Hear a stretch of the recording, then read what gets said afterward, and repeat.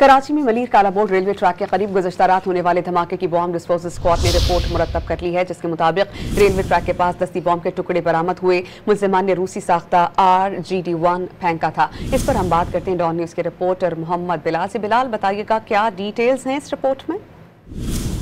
बिल्कुल, देखिए Malir कालाबोर्ड railway track के करीब गुज़श्ता रात धमाके का वाक़या पेश आया था, जिसकी बम डिस्पोजल स्क्वाड की जानिब से रिपोर्ट मुकम्मल तौर पर तैयार कर ली गई है, जिसमें बताया गया है कि मुल्ज़िमान ने रूसी साख्ता RGD-1 फेंका।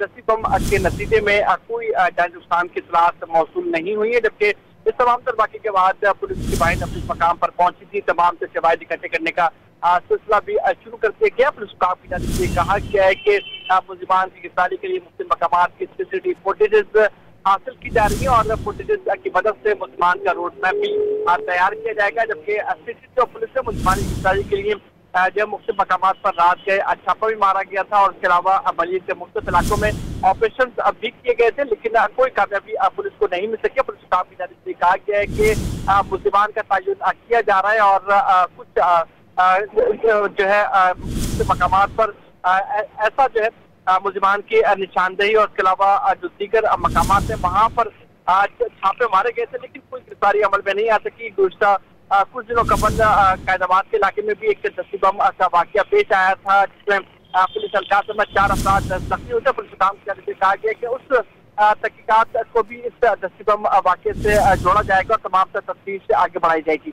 जी, बहुत शुक्रिया, आप हमें अपडेट कर रहे थे।